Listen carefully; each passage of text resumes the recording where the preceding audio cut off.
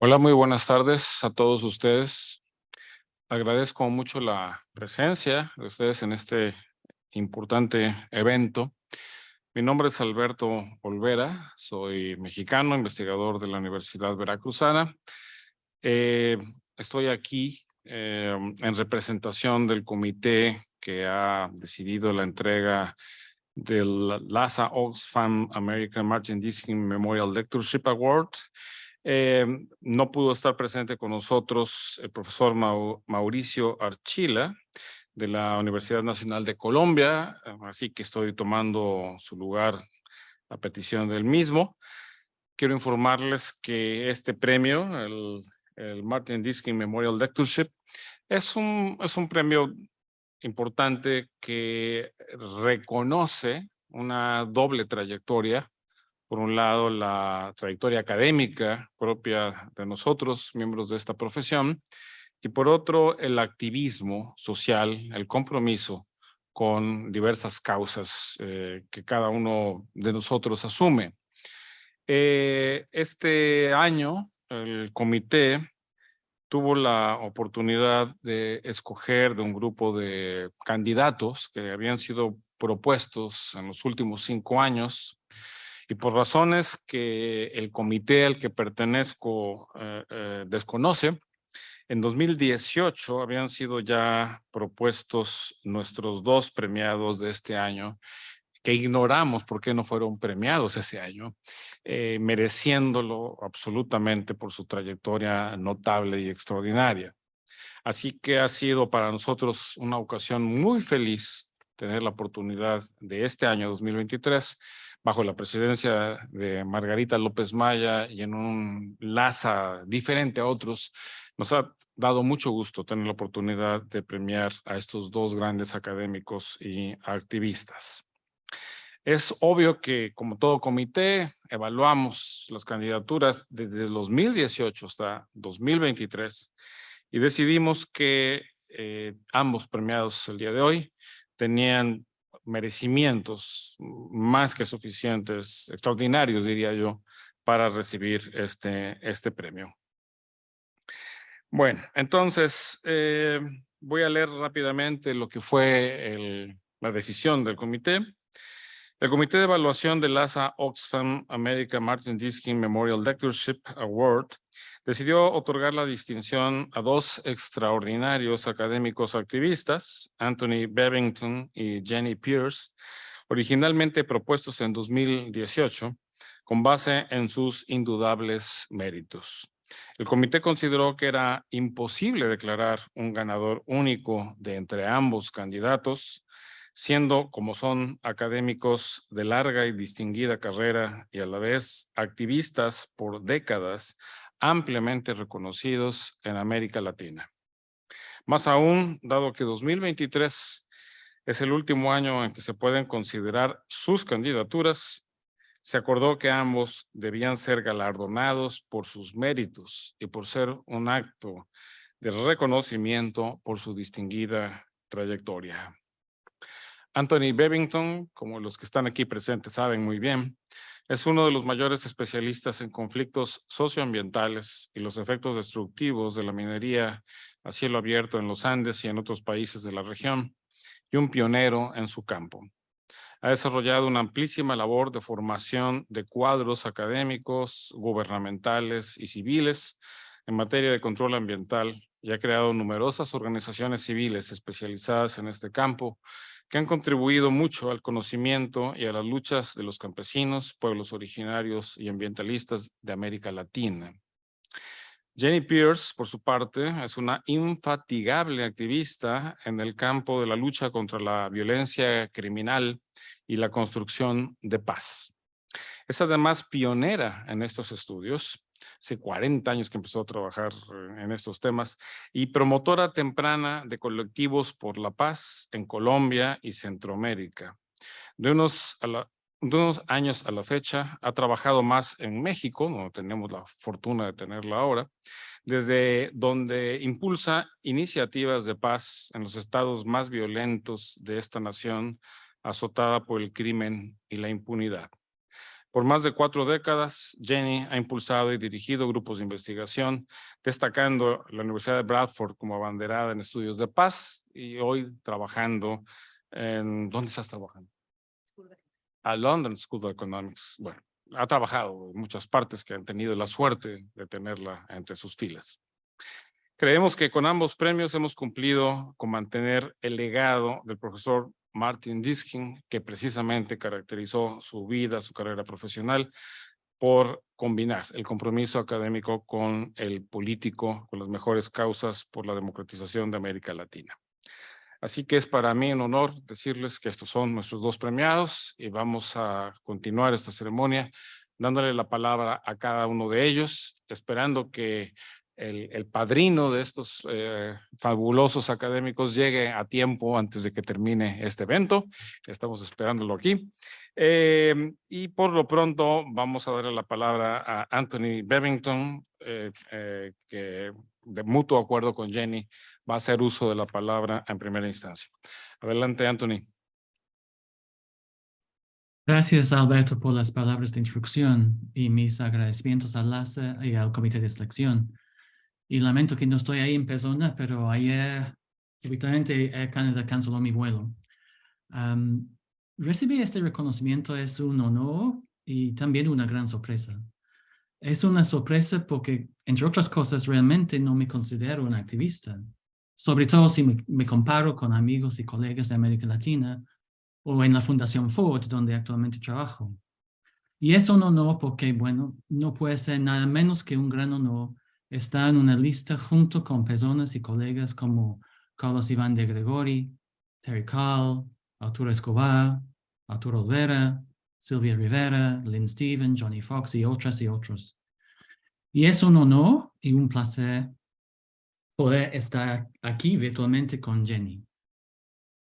Si bien no me considero un activista, lo que sí he buscado es que mi trabajo académico sea de alguna utilidad para y que exista en conversaciones con organizaciones y individuos quienes intentan promover formas de justicia socioambiental en la región. Estas organizaciones y personas han sido diversas: organizaciones de derechos humanos, centros de investigación en varios países de la región, una defensoría del pueblo, el Ministerio y ministros de Medio Ambiente en El Salvador, ONG en varios países andinos, etc.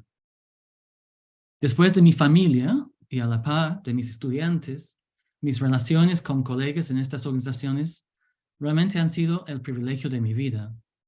En el tiempo que me queda, quisiera reflexionar algo sobre algunas de estas experiencias y relaciones. No hay un gran argumento en lo que voy a decir, y tampoco quiero presumir que son lecciones para otros. Son simplemente las lecciones que saco yo reflexionando sobre este momento. Entonces quiero organizar mis observaciones bajo 5 frases. Primero, el trabajo académico como parte de un repertorio de acción social. Segundo, sosteniendo conversaciones pensando juntos. Estos son mis subtítulos. 3, el aula como nexo entre la academia y el activismo. 4, la academia y la política pública. Y 5 y último, la academia como crítica al activismo, el desafío de combinar la crítica y la solidaridad. Y voy uno por uno. Entonces, primero, el trabajo académico como parte de un repertorio de acción social. En el año 2006, estábamos viviendo y trabajando en el Perú.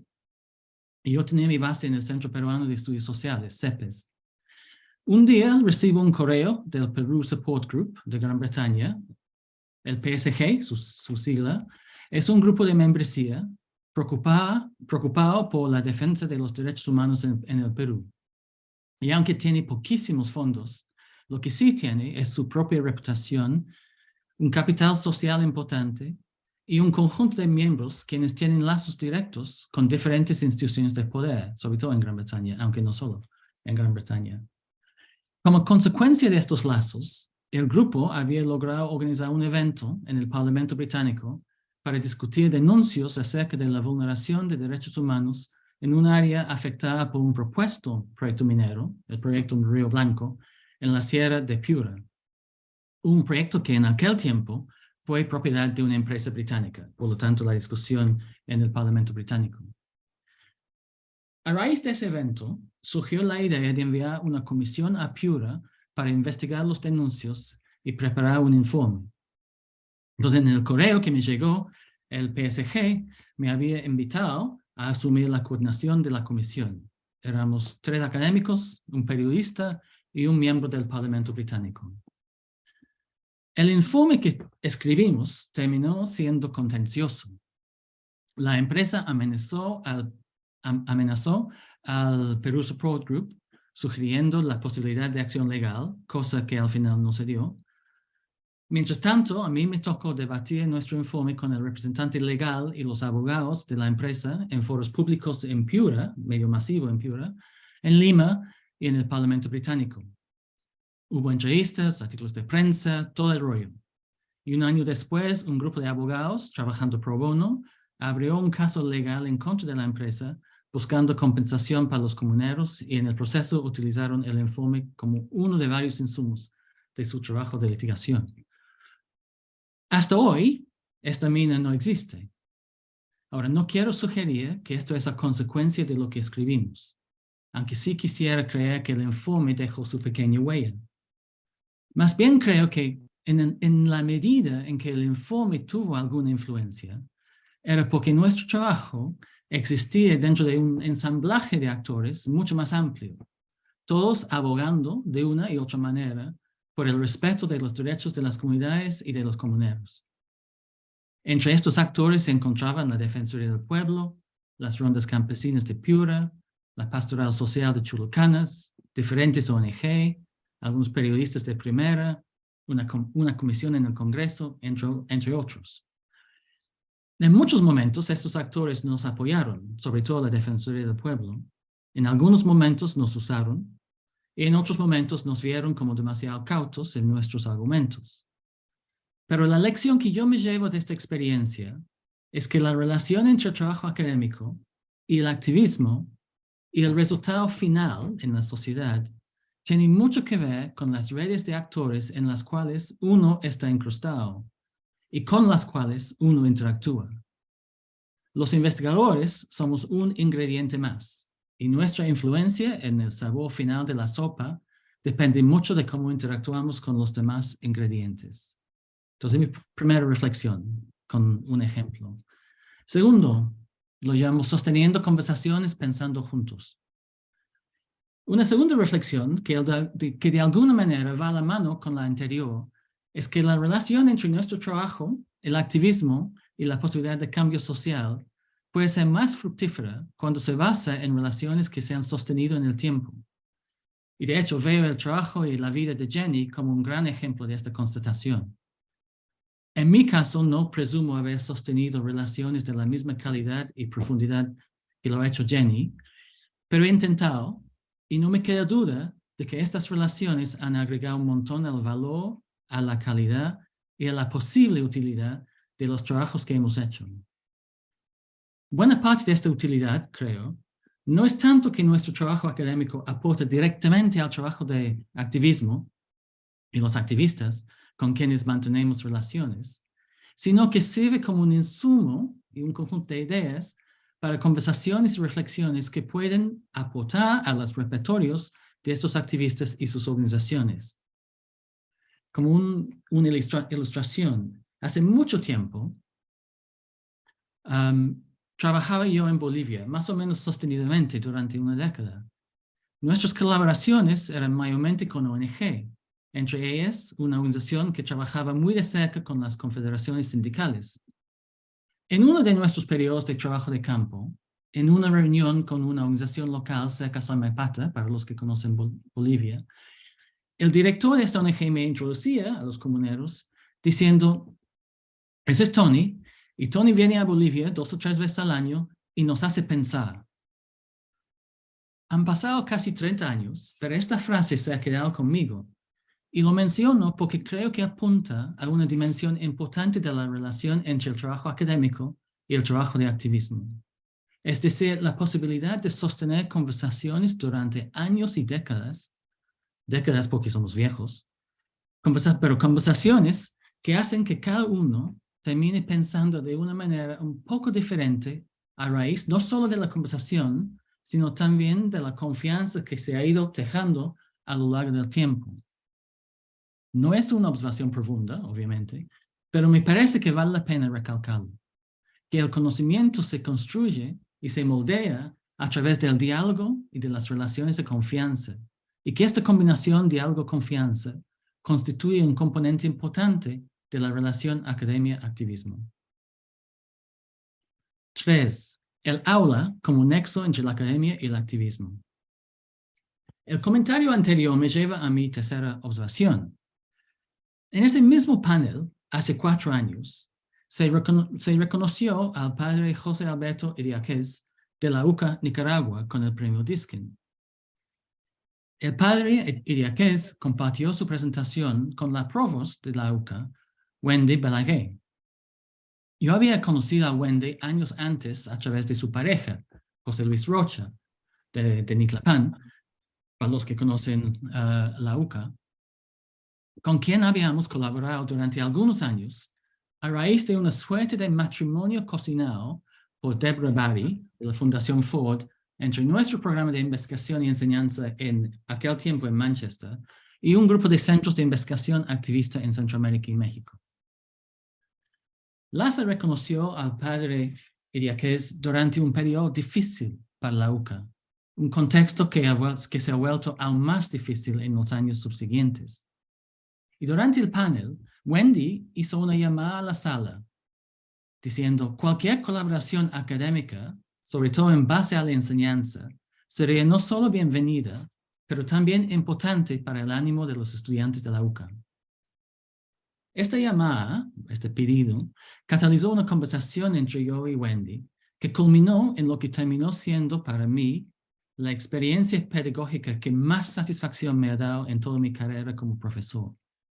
Wendy y yo decidimos aunar esfuerzos y vincular un curso sobre justicia socioambiental en América Latina, que yo había diseñado en Clark University como lo que se llama allá un First Year Intensive, un curso intensivo para estudiantes universitarios en su primer semestre.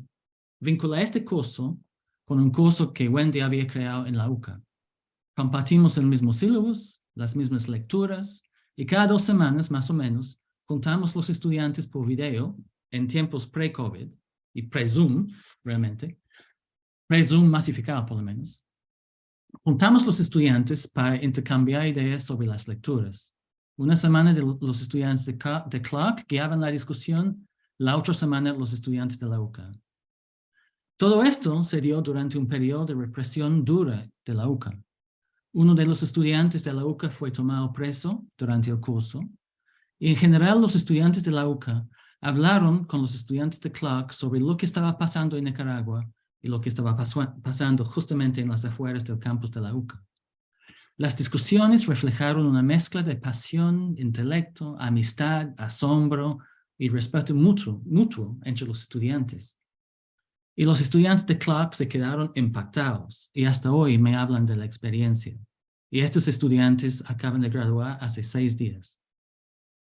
Para mí, esta experiencia refleja otro tipo de relación entre lo académico y el activismo. Nació de una relación de casi 15 años con Wendy y con José Luis y permitió a los estudiantes de la UCA explicar a los estudiantes de Clark cómo la vida les había convertido de alguna manera en activistas. Quizás activistas accidentales, pero activistas de todas maneras. ¿Quién sabe qué van a hacer los estudiantes de Clark en su futuro? Si van a ser activistas o no. Pero sí creo que estos intercambios sembraron una semilla. Y para los estudiantes de la UCA, intuimos, Wendy y yo, que el poder hablar con otros estudiantes de lo que estaban experimentando y viviendo y relacionarlo con literaturas les ayudó a procesarlo, aunque tampoco quisiera sobreinterpretar su experiencia del curso.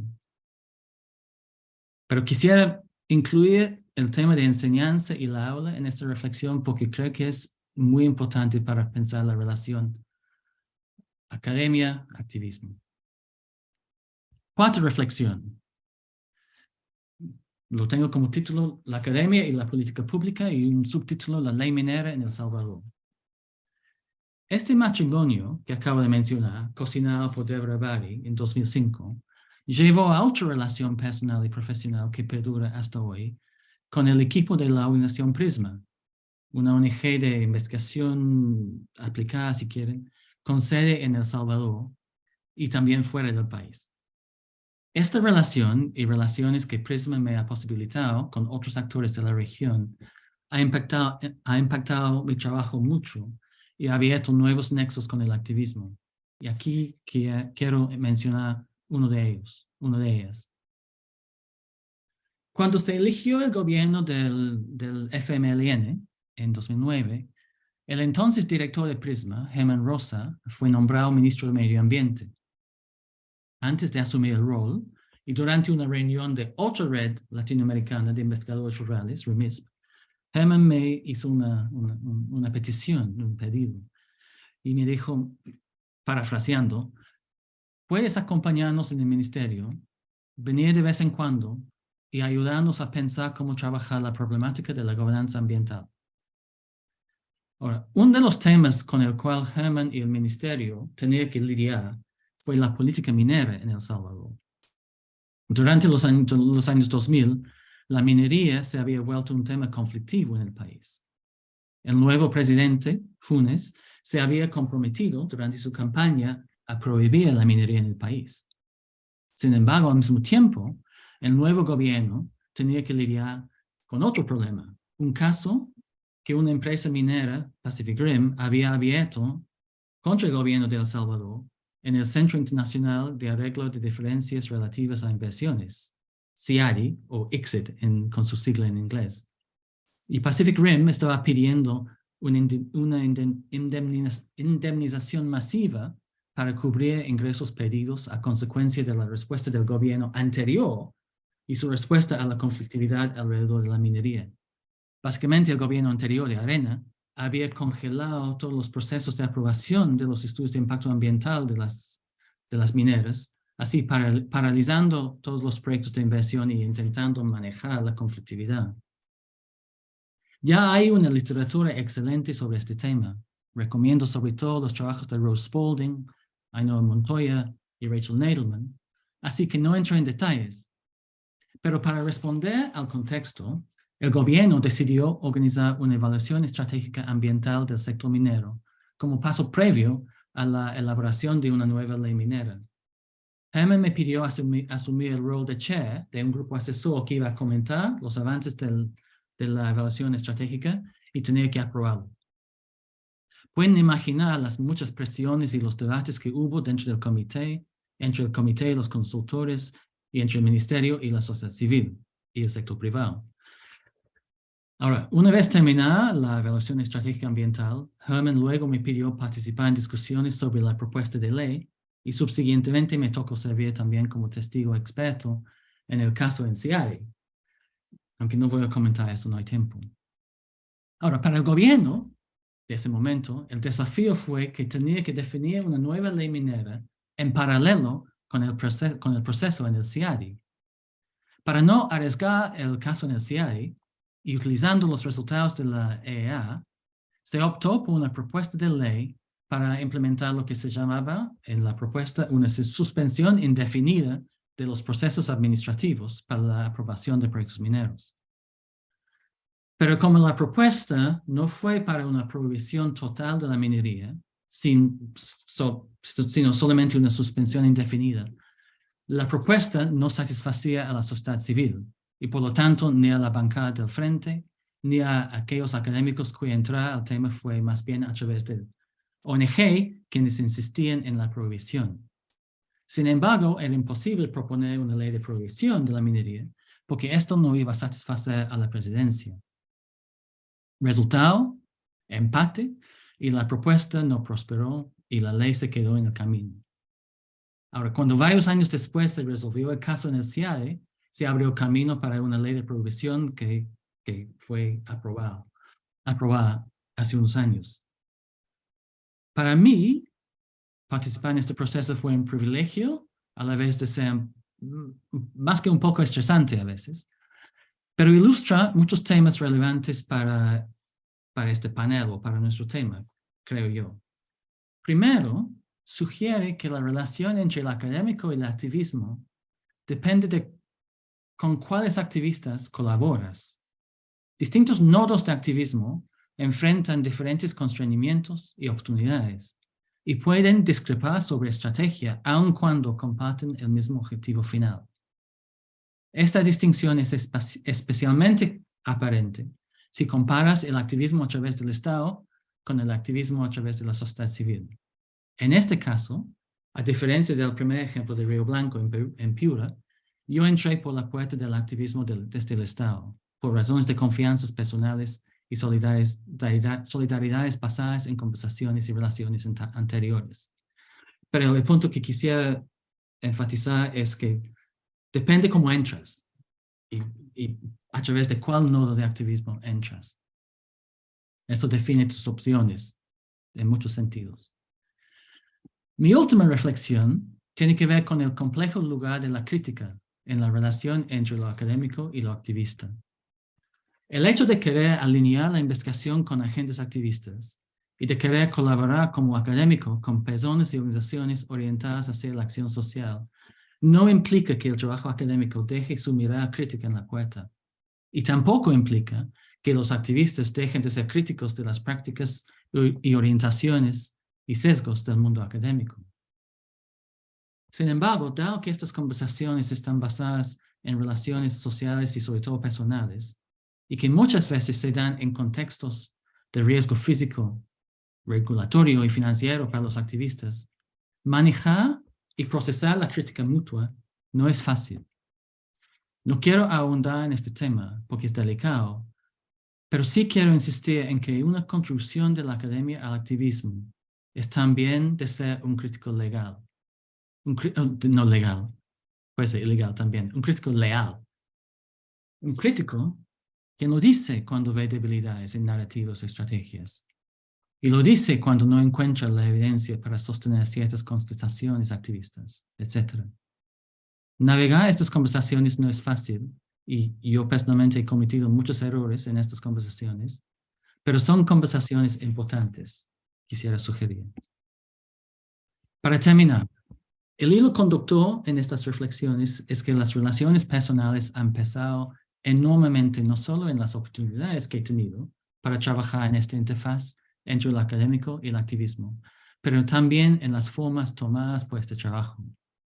En general, las oportunidades han nacido de relaciones de confianza, de conversaciones de larga data y de redes mayores en las cuales, por suerte, me he encontrado inserto.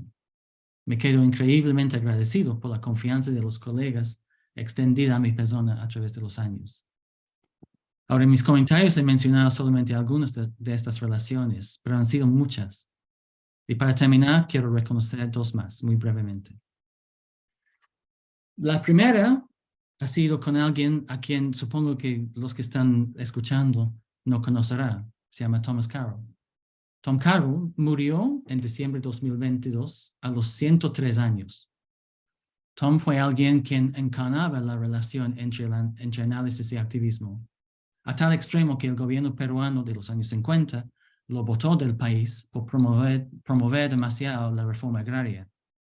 Medio desapercibido, Tom había amado todo un importante trabajo, una parte importante del trabajo académico que subyacía los argumentos técnicos para programas de reforma agraria en la región. Fue a través de Tom que conocí a mucha gente y me abrió muchas puertas. Pero sobre todo fue a través de Tom que conocí en aquel tiempo, Denise Humphreys Vidal, ahora Denise Humphreys Bebbington. Denise viene del mundo del activismo. Hemos compartido muchas investigaciones. En cierto sentido, nuestras convergencias y discrepancias en varios de estos trabajos han constituido una ida y venida entre miradas más académicas y miradas más activistas. Y no hay duda de que Denise ha orientado gran parte del trabajo en lo cual me he involucrado. Y terminando en inglés, Denise has tried very hard to keep me honest, and it's been such a treat and a privilege and a joy to share so much of this with her, and also a treat and privilege that she shared so much of her work with me. Thank you again, LASA. Thank you, Committee de Selección, y gracias, colegas.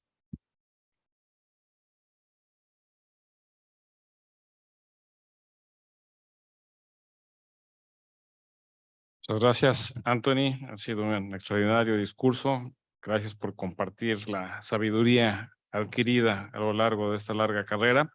Vamos a darle ahora la palabra, por supuesto, a nuestra segunda premiada, Jenny Pearce, que va a dar su discurso. Ya tenemos aquí al padrino que llegó finalmente y vamos a esperar que después él hable de sus dos amigos. Adelante, Jenny. Muchas gracias. Bueno, preparé mi presentación en inglés, lo siento, pero bueno, pero cualquier momento puedo cambiar. Voy a share screen. Uy, así.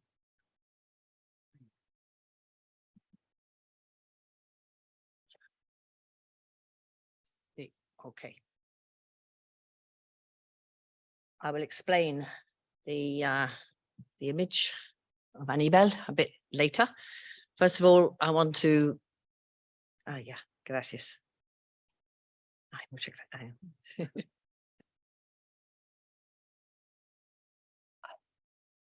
Pero back to the first one. Al primero, sí, ya.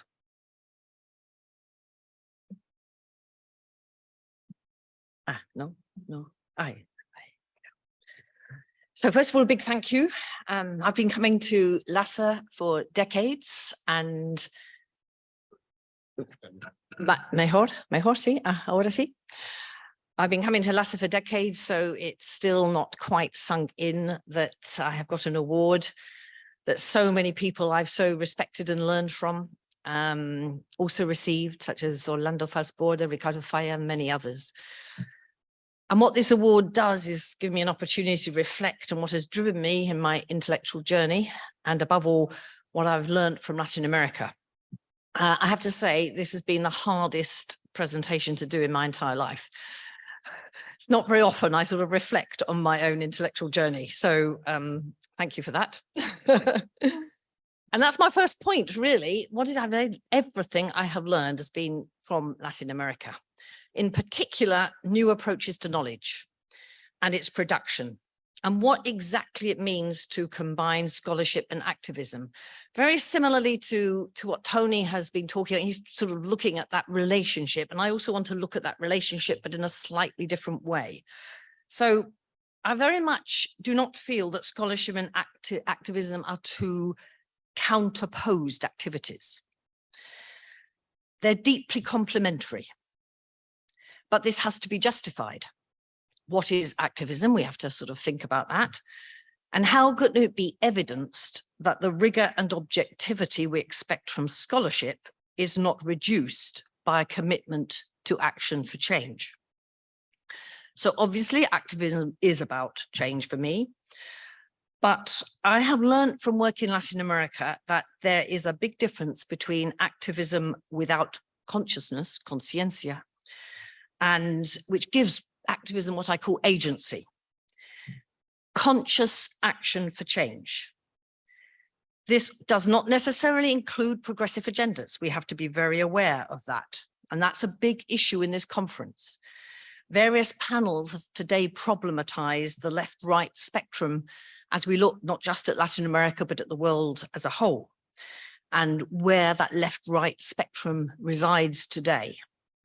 Terry Kyle, for instance, the other day suggested that what is left is, sorry, I've just pressed the button on this and I'll have to find another way of going back, but don't worry, I'm not going to get to the slides for a minute.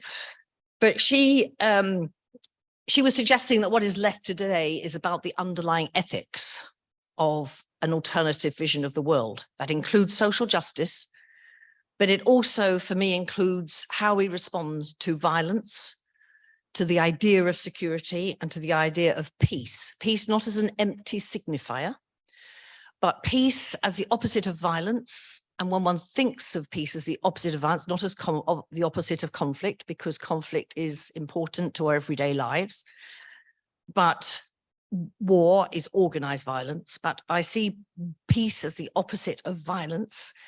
And by reflecting and putting violence more in the center of what we're thinking about, and consciously understanding the limits that violence imposes on participation, we can unleash the possibilities of more participation on the conditions that generate violences in an iterative form. And you'll see that violence and participation are the two themes that I am going to focus a great deal on today. So this consciencia, this consciousness behind agency for change, how does it become progressive? How does it become participatory, horizontal, egalitarian, and violence reducing? And so what I've learned from the poorest of Latin America with whom I've worked is how truly possible this is. But I've also learned from Latin American scholar activists how this can be made to possible with a dialogue between scholarship and activism. This is what Freire, Falsborda, Alfredo Molano, Oscar Jara, all these very important thinkers in Latin America, with whom I've had the privilege to share conversations and have known. And they've enabled me to understand how these processes of change can take place, not only in Latin America, but also in the north of England, where I also work. I call this interactive, not extractive research. I also do extractive research. However, the non-extractive kind is what gives me a feeling of intellectual and political coherence. And that word coherence, I remember and use a lot because when I was in El Salvador about 10 years ago, we had a taller, a workshop, and some young guys were there and they said, hemos abandonado lo de Che Guevara hasta la victoria siempre. Ahora hasta la coherencia siempre. So what I've also learned in Latin America is that what we're taught in academia, that standing outside what academics often call the object of their study, can produce important knowledge, but not knowledge for change. And so this distinction between the subject and the object of study creates a way of understanding knowledge and approaching knowledge production, which denies the contribution of the so-called object. But when you work with subjects of knowledge and you understand that you are getting your knowledge from those subjects, this produces aspects of knowledge that are unobtainable in other ways. But they also enable those subjects to articulate their own processes of change, to analyze and understand the changes that they seek. So in my 15 minutes left, as I calculate it, I want to deal with three issues, two really, and then a conclusion. The first is, why did my experiences in Latin America lead me to two fields of research in particular, violence and participation? Where is it? I've mentioned something of the connection as it's come to me, but I want to go into that in more depth.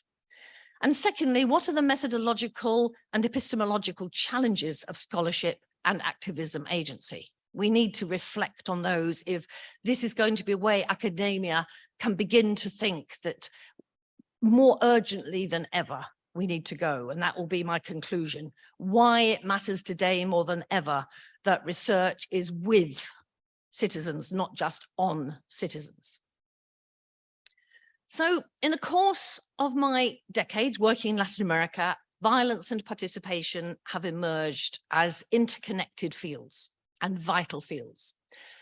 So don't worry, I'm not going to give you the history of my life, but I do wish to just note the impact on me of my formative moment in Latin America doing my doctoral research in Uruguay under military dictatorship in 1975, when I met with Gerardo Gatti, a printer and trade unionist like my father, who was clandestine in Buenos Aires at that time. It was just before the Argentine coup of 676. A year later, from my meeting with him, which was very poignant, he was kidnapped and disappeared, along with his pregnant daughter, Adriana. It's interesting to note that his son, Gabriel, has written one of the best books on disappearances you can buy. And in Colombia, returning from field work in Uruguay, I met with Eduardo Emaña, a human rights lawyer, subsequently assassinated. And Colombia has become and became an incredibly important place where I would work for many decades. And it's lovely to see Fernando Gonzalez here from CINEP, because CINEP was my home for a long time. They shared this notion of working on knowledge and activism. Subsequently, in El Salvador in 1984, I spent months with peasants in Chalatenango doing an oral history of their movement and efforts to build local popular power under bombardment. So these are the pictures I want to show you. And if I can, sorry, just make me go back to the first one. No, I can't. I might need your help. Oh yeah, I know, I've done it. Amazing, gosh, yes. I also learned some habilidades técnicas. Right. So this is Aníbal, who was shot in the hands by the Guardia Nacional of El Salvador when I met him in 1984. And if you want to find out more about how people discover their agency, their sense of self, then you can download a documentary we did a few years back in which Aníbal is part of that. And you can download it from all but lowercase richardnduffy.com. It's called The Past Is Not History. And it shows how all the campesinos I lived with actually have made this enormous contribution to knowledge. Despite this is what I lived. These photographs are from Mike Goldwater, with whom I traveled. And this is the horrors of the Salvadorian War. But this is the agency that emerged at that moment. I often say that I lived the war in El Salvador when it was doing its transition from revolution to war. I lived the revolutionary part, when education, popular education, all the impact of the radical church was playing such a role amongst the campesinos who had had no opportunity to learn to read and write, but are amongst the most intelligent and ethical people I've ever met. So that is, if you like, an experience that started me off thinking about how one can do research in a different way, a research that can contribute to change, but working with the people who are the agents of that change. And then I began to learn such a lot about how you address violences that have come, political violences from the state, and how people act in those contexts, from Uruguay, the familias of the disappeared, to Mexico today. Extraordinary how people still manage to act in the midst of violences, and that those violences can reproduce through space and through time and through all the spaces of socialization, and they can become what I call chronic. My most recent book was actually not on Latin America, but it's on violence, and it was precisely influenced by all I learned from these experiences in Latin America. And how violence is diffused, and why all violences matter, and why understanding of violence as a phenomenon with its own distinctions matters. So only an interdisciplinary lens enables you to do that. A social scientist could not have had a discussion with a biologist a few decades ago. Now we have to, because they acknowledge that the biological body is a social body. And so I have the thinking tool for violence, which I just put out, it's just for discussion. Acts and actions of somatic harm on the body, which bear and generate meanings, significados, that potentially constitute, normalize, and destroy social orders. And that point about potentially means we have to sort of really understand how violence works in different places, but the potency of violence as a phenomenon is what really comes across. And it's discussed in this conference all the time. But I think sometimes we don't think that actually we could look at the phenomenon of violence and what it is in our social relationships that enables it to grow. So over recent years, with colleagues and collaborators from Latin America, we've also tried to, by putting violence as a sort of central issue, which makes it so difficult to participate, even though people do participate, to denounce violences, but it also so many people cannot participate in the midst of violences. We've been trying to put security on the agenda and security policies that can reduce violences. So with the colleagues from the Observatory of Human Security in Medellin, and with Alexander Abello Colac, my collaborator, Mexican colleagues, we've co-produced agendas of human security in Mexico, in rural and urban communities, and in Central America as well. And one of the most difficult aspects of Latin America, we've discovered, is that the left doesn't like to talk about security. It so often leaves it to the right. And so part of what we're trying to do is, if one begins to kind of open up a new form of understanding security that reduces violence, we can actually help in those progressive politics that I think we'd like to see. And we're now faced with paz represiva, buquelismo, most popular president in Latin America, and paz total of Petro in Colombia, the first time perhaps the left president has tried to put issues of security in a new way on the agenda. And all these issues have been informed that we need to take violence seriously, we need to make security seriously by being on the ground with people who live those everyday realities, but not only in Latin America. For me, it's been incredibly important to work in England, hasta la coherencia siempre. And we had a riot in 2001 in Bradford when I was there in peace studies. And I brought the Bradford police to Medellin so that they could try and understand what happens to young men. Why exactly, if you don't intervene in time, do young men get caught up into criminal activities and end up dying extremely young? The statistic that there's a 1 in 50 chance of dying before you reach 31 if you're a poor young man in Latin America is a statistic that for me sends shudders down my spine all the time. And that's been a huge big issue of trying to work both in Bradford and in Medellin and Latin America. They don't die in Bradford, but they get imprisoned as they did with the riot. And by understanding policing, it becomes incredibly important to say, well, what kind of policing protects people that doesn't reproduce more violences? And in Bradford, over this period of time of like connecting with the Asian community that had been caught up in the riot, basically we began to realize the importance of popular education. So we set up a community university in Bradford, the idea of which was to enable us to think about education in a new way, the kind of ways that Freire talked about, where you could rediscover your sense of agency. And this, very important, given that our education system in England has actually, I think, done everything to avoid that agency becoming visible and felt by people in the country. Then linking again social action and participation on violence, one of the very interesting issues has been how social action has become so important to make violences visible. So again, it's a participation violence connection. And this was Bogota a few years back. I arrived the day after a young woman had been raped and impaled in the Parque Nacional in Bogota. And I thought, will anyone note this? This was a country that had tremendous violences through the war. Would they note something that happened of this kind to a woman that wasn't apparently connected to war? So I went to the Parque Nacional the next day, and I was so amazed to find it full.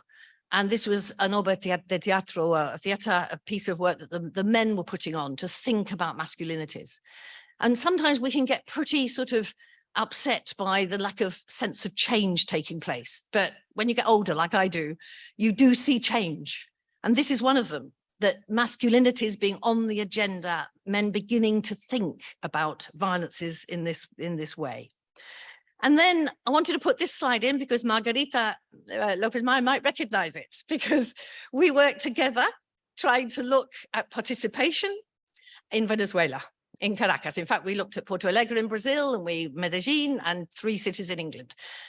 And this was a very interesting learning experience. And I think it's even more relevant because we were working with women who were trying under Chavez to change the water supply. In some of these poor areas, they didn't have water for 40 days in an oil state. So Chavez was opening up the Mesas Técnicas de Agua. So then we went back to take back the learning from these participatory processes we'd been involved with, and discovered that the tubes that they'd been building and the houses had all collapsed in Caracas, in this particular area. And as we walked up, I saw a poster and it says, todos a protestar a Miraflores at the Palacio of Chavez. And it was going to be a big protest because the state had done so little. And then when we went to talk to the women we'd worked with and asked them, are you going to protest? And they said, no, porque Chávez es nuestro líder. No, it would have been better to protest. And it was a very interesting learning experience that, you know, they, on the one hand, they were being, you know, encouraged to participate, but on the other hand, they were beginning, this was from above, this was a sense of leadership that wasn't necessarily making them feel that participation was actually something that they needed to keep alert to, that they needed to be on top of. So we learned a lot, I think, through that. And I've learned from the complexities of Latin American social and political processes that the only way you can begin to get to grips with these problems of violences and insecurities and all the daily lies that most people experience, if you're a scholar, how you connect your scholarship to these on-the-ground experiences has to be through different forms of methodological and epistemological understandings. And these slides are just to give you an idea of some of the methodologies only visually, because there's not time to go into them. But I trained as a political scientist and a historian, but I came to use anthropological and participatory methodologies for research. And those kinds of discussions in academia don't happen enough. I don't think anybody who's a scholar wants to say, I don't know, I've got to learn from you. So when I started to sort of work on the violence issues and have interdisciplinary conversations with neuroscientists, biologists, etc., I had to realize I don't know. I have to learn from you. And so it feels to me that we're going to sort of think about how agency for change and methods of research that enable people to understand that subjects, not objects of our research, thinking about these methodologies and learning the importance of the experiential knowledges that people have and they live with in complex daily lives. I love my knowledge. I love what I've learned, but I know it's not the knowledge that's going to change the world. And so actually working with people on the ground in this way has become absolutely vital to me. Not the only thing I do, but absolutely vital. And learning what is the difference between progressive consciousness and change and what I call authoritarian citizenship. At this moment in time, we are seeing a great deal of calling upon the population to support Bukelismo, not my friends in Chalatenango, who I've just been with, in fact, who came through the Poder Popular Local, but others are being absolutely called upon to be authoritarian citizenship, deny the rights of others in the name of their security. So there's a lot of issues to do, I think, on this. And these are just some of the pictures of, these are the agendas of human security that we have been working with in Mexico, some of the most violent places in Mexico. And what we learned from co-constructing these agendas was that people living in multiple and intense violences of all kinds, from the intimate space to the street, to the prison, to the violence that comes from the police and the army and the state, people do have proposals. And that for me is also incredibly important for us to sort of bear in mind. They're not just quejándose, right? You work, but you work with them, you listen, you find ways, as Tony was saying, of building trust. And now I'm sort of trying to work, I see whether I'm working a lot on elites in Latin America, particularly in Colombia at the moment, work in the relationship of elites and violence. So I spent some time with a cafetero, a coffee grower who'd been twice kidnapped by the FARC, to try and understand how do elites live violences. And it's, well, no time to go into that. But what I would say is we need to come out of our epistemological silos. We need positivism. We need quantitative methods. They're vital. They're of great importance, but they capture often how things are, but not necessarily how things can change. And I feel that it's these kinds of participatory methods that can do it. No time to go into the sort of conceptual side and all that is the systematization of this, but anyone who's interested, I use here a quote from Alfredo Molano: "We make progress because we are lost." And the idea is that when you do let go of your sense, you know everything. When you actually do go and listen to people's experiential knowledges and dialogue and exchange and really see where the change agency can come from, you have to lose yourself a bit and then you progress. He summed it up very well. So just to conclude, Why then does it matter today to research with as much as on citizens? And I'm leaving with this picture because I've just been in Chalatenango. These are all the people I lived with in the war. And I think, firstly, researching with citizens in Latin America has given me knowledge and understanding of the wider change possibilities. I'm not sure you see the change unless you actually are working with people on the ground. And I think one thing I've learned is the knowledge of the emotional aspects of human interaction. And what leads young men in particular to violence seems to me a very important topic of our time. I'm not sure we're ever going to get to grips with the authoritarianism, the profitableness for politicians of blaming young men if we don't start to sort of engage with what happens to adolescent young men and masculinities and the early death, as I said before, that many assume they're going to have. And those emotional aspects really come also from what I've understood from Latin America, and what the book on violence was about is we had a rational enlightenment in the 18th century in Europe. It was a very important moment, rational. I don't want to reject rationalism. However, that was a moment in time when it was felt that men, science would control the planet, the economy would grow and everyone would flourish. And in fact, we've destroyed the planet and we still haven't got to grips with so many of the problems. I don't want to reject rationality because it's vital. What I would like to call for, and I do this in the book, is an emotional enlightenment of the 21st century. Something where we recognize the role emotions play in our reason and the role reason plays in, and how reason can help us understand our emotions. It feels to me that we need, if we're going to get agency for change again, to recognize all those emotional trajectories that people go through, the ruptures in their emotional lives that come from so many factors, from the violences we live in. And if we're going to enable people to participate for social change, we have to make that as important for me as climate change. If we don't put violence in the center of things, then those who've got access to means of violence will survive climate change and others will die. And the fact that 10,000 migrants have died in the Mediterranean, and Europe, which was the heartland of a so-called humanitarianism, has let that happen, means we really have to think about that very carefully. And then the second issue, apart from putting violences in the center and then thinking about emotional enlightenment, is the importance of education and popular education and pensamiento crítico that comes from Latin America. It feels to me Latin America has this to offer the globe, right? I have never seen movements for change as conscious and as clear as I saw with the popular education movement was at its height.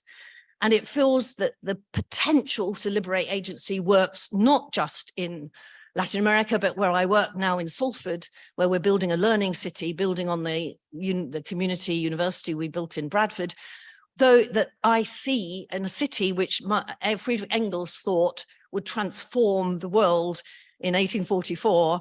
He wrote The Condition of the English Working Class there in 1844. That working class 200 years later has no sense of agency whatsoever.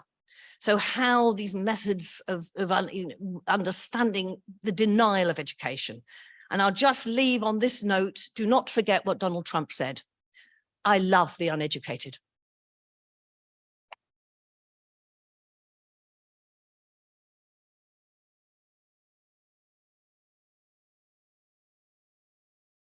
Thank you very much. Extraordinary discourse.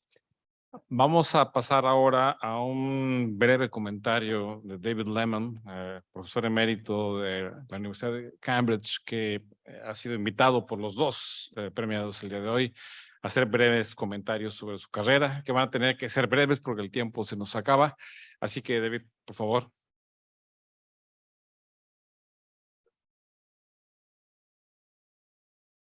Bueno, no sé en qué idioma hablar, pero voy a hablar empezar en español.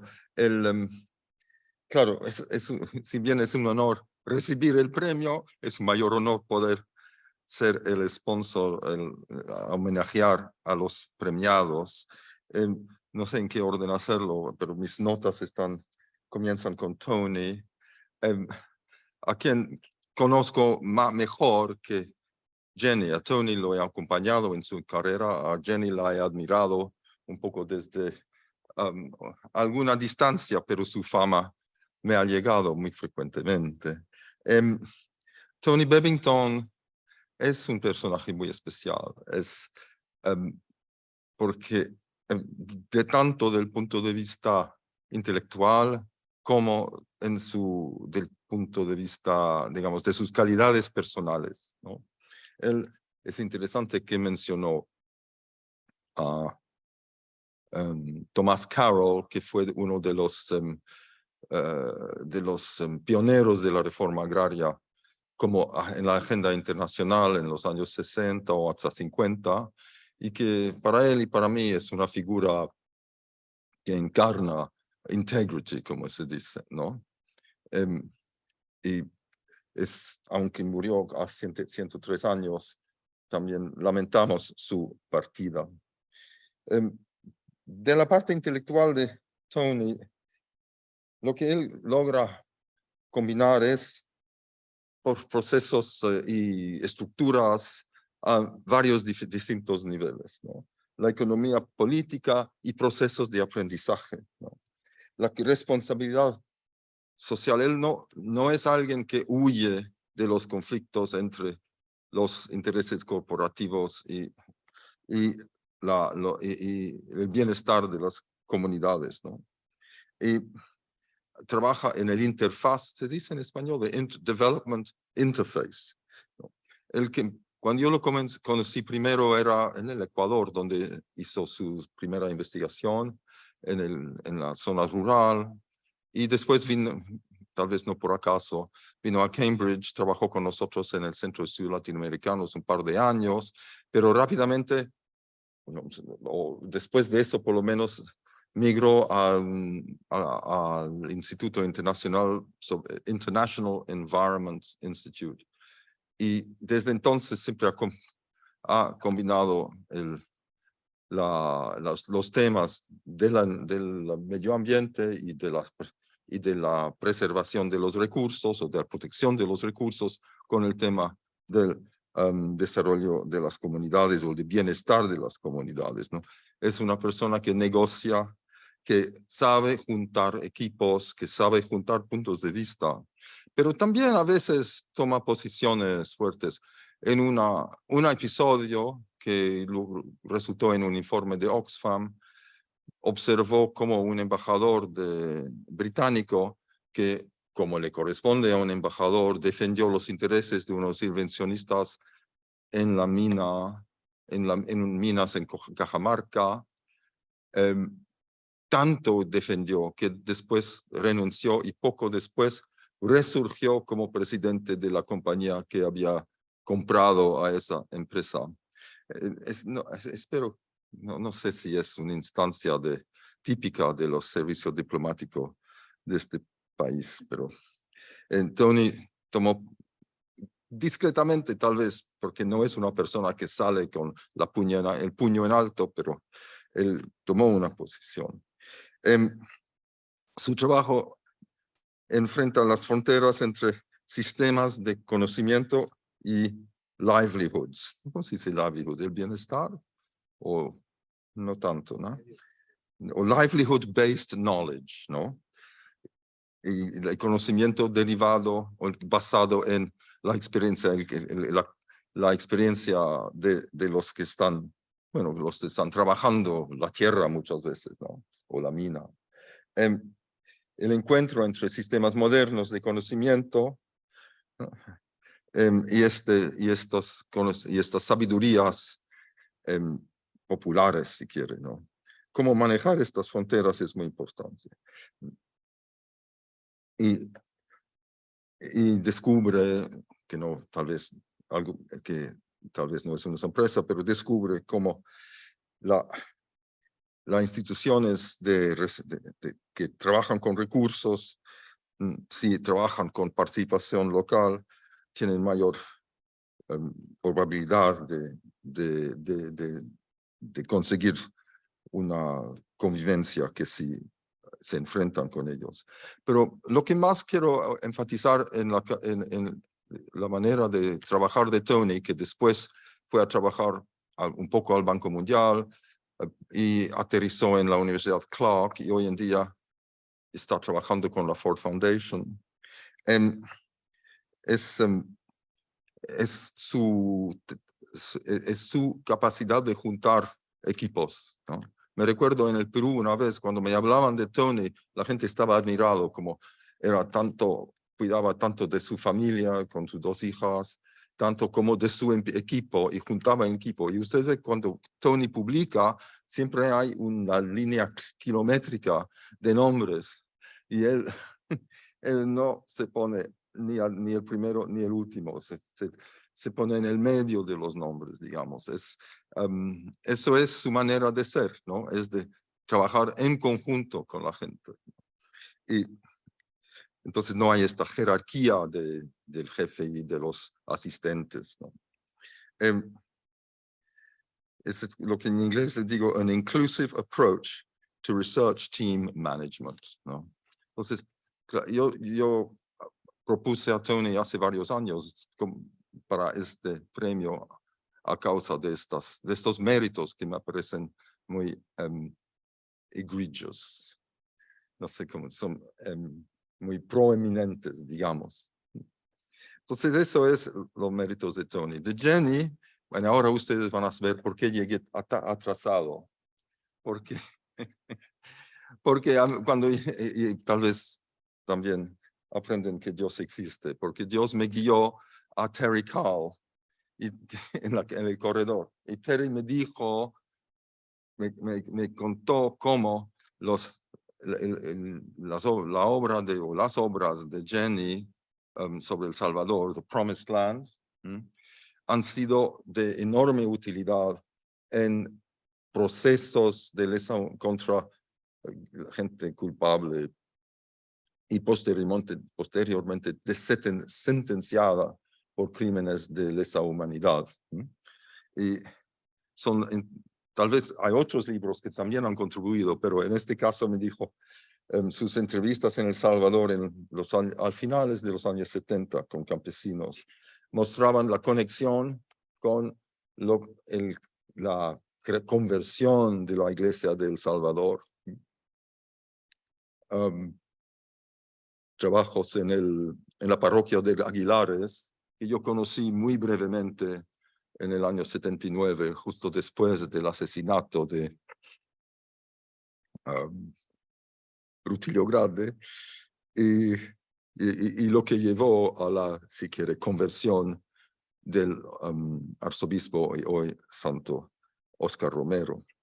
Entonces Terry en sus muchos trabajos en el trabajo que ha hecho como testigo, supongo, expert witness, ¿no? Testigo experta en estos procesos, utilizó mucho el trabajo de Jenny. Lo que me llamó la atención, y llamaba la atención de la obra de Jenny, primero es que ella construye, como usted ve, instituciones. Una institución de la cual yo soy miembro del Consejo Directivo, el Latin American Bureau de Londres, fue fundado por usted, ¿no? Y sigue. No sé si es tan próspero como lo era en tiempos de Jenny, porque ella consiguió fondos de apoyo de, creo, la Unión Europea, ¿no? Sí. Bueno, don't talk about that.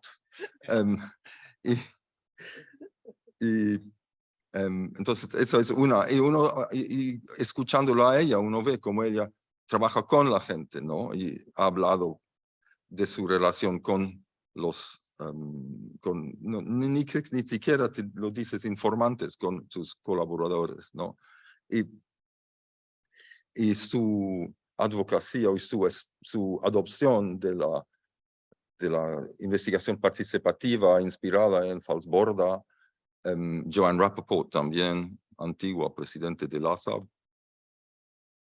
Y hablo también de Alfredo Molano. Yo sé muy poco de la historia de Colombia, pero sé que cuando leí Alfredo Molano era como una revelación. Es su obra En el Surco, ¿cómo es? Sí, es una obra maestra de escrito, como está tanto de narración literaria como de percepción, digamos, de observación social, socioeconómica. Y entonces se inserta en esa tradición. Y Lo que vemos también es la imaginación que ella muestra, ¿no? Al llevar policías del norte de Inglaterra, que escasamente hablan inglés, menos otra cosa, a Medellín, sí. O sea, eso es emprendedorismo y imaginación. Entonces, me llamó, no sabía de eso, pero me llamó mucho la atención. Y claro, su courage, su coraje, su, how do you say courage? ¿No? Coraje. Valor, sí. Que ha mostrado, por ejemplo, al hablar, al entrevistar a la gente en Uruguay, que estaba evidentemente en mucho peligro. Pero lo que también quiero, y con eso yo voy a terminar, lo que quiero mostrar, de hecho, para los dos, es un contraste entre esta forma de trabajar con, si quiere, con el pueblo, porque en gran parte trabajan con el pueblo, ¿no? No trabajan con gente acaudalada. Y una manera de trabajar como scholar, como cientista o científico con el pueblo, escucharlos con cierta humildad, y hacerlos partícipes, pero sin tonos de moralismo y sin inspirar culpabilidad. Creo que hoy en día hay demasiadas ocasiones escritas y orales en las cuales la experiencia o el contacto de la investigación con los sectores populares, rurales y urbanos, está como contaminada por la voluntad de hacernos culpables, porque nosotros somos blancos. Y hay que evitar, creo que ellos han conseguido evitar ese peligro, y es un aspecto importante. Entonces, la imaginación, el trabajo en conjunto. ¿Dónde está? Tony desapareció, sí.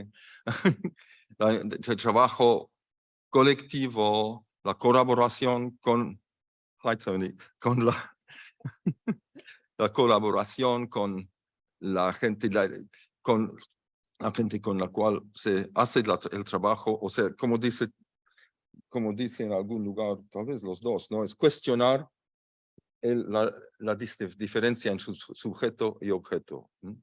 Pero como digo, sin moralismos, ¿no? Porque el moralismo no avanza la ciencia. Entonces, gracias por esta oportunidad, felicitaciones y por premios bien merecidos.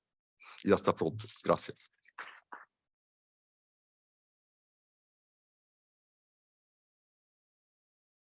Muchas gracias, David.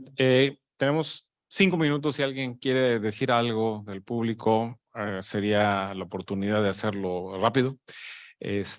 Por favor, anímense. Sí, por favor, queridísima.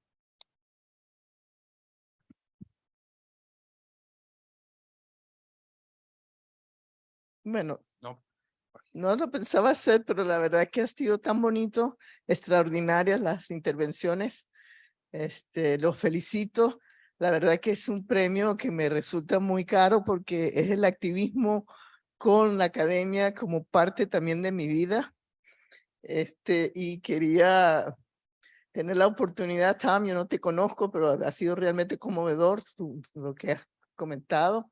A Jenny sí la conozco porque Jenny y yo tuvimos un proyecto de 2 años en Caracas, en los barrios de Caracas, para entender la democracia participativa que se estaba impulsando en esa época, Jenny. Eso después se acabó y se echó para atrás y fue una cosa realmente muy trágica lo que ha pasado en Venezuela, pero quiero recordar 2 cosas de ahí. Una, que ahí aprendimos, por lo menos yo, sobre presupuesto participativo, con Sergio Bayerre de Brasil, que fue uno de los impulsores del presupuesto participativo en Brasil, y Jenny nos invitó a Bradford. Tuvimos unas jornadas allá para hablar de las formas de participación en Venezuela, en Medellín, en Porto Alegre y en Bradford. pero recuerdo el comentario de Sergio que llegó a Bradford y decía, bueno, a mí me han invitado a todas partes del mundo, pero a todas las partes pobres del mundo. La India, no sé qué, Pakistán, no sé, de todo estos sitios. Y yo pensé que iba a venir al primer mundo cuando llegué a Bradford.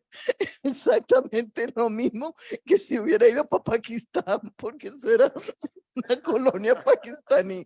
Esa es una comunidad muy pobre, ¿verdad? Y además de minorías pakistaníes. Bueno, entonces le decía yo, caramba, por fin me invitaron para Inglaterra y fue en Bradford, ¿no? Eso yo lo recuerdo mucho, ¿no? No, y la otra anécdota es que, bueno, no es una anécdota en realidad, sino que es un comentario. Nosotros revisamos las formas participativas que se trataron de impulsar en el primer gobierno de Chávez y que el segundo gobierno de Chávez desmanteló y volvió ese proyecto socialista del siglo XXI, que no era nada, pues realmente era de nuevo formas de estatistas del siglo XX. Pero para mí fue un gran aprendizaje porque si yo tenía la sospecha de la necesidad de formar dos tipos de conocimiento, el de la gente con el conocimiento formal, realmente fue una de las investigaciones más ricas que yo tuve, ¿no? Porque realmente la gente nos enseñó mucho y además nos apreció mucho en lo que nosotros le decíamos. Entonces yo creo que es en esa simbiosis donde se hace una producción académica de calidad. Entonces, bueno, quería mencionar eso porque, bueno, me es muy grato, Jenny, volverte a ver y que te hayan dado este premio, pues.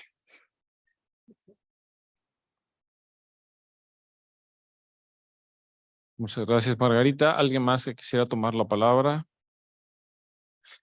Bueno, creo que se ha dicho mucho en esta sesión en honor de nuestros premiados, que son fantásticos académicos activistas. Creo que el premio Martin Diskin preserva, ¿no?, su prestigio, su misión al premiarlos. Les agradezco mucho su presencia aquí a nombre de LASA y de los jurados de este premio y esperamos vernos muy pronto con una ocasión tan feliz como esta. Muchas gracias.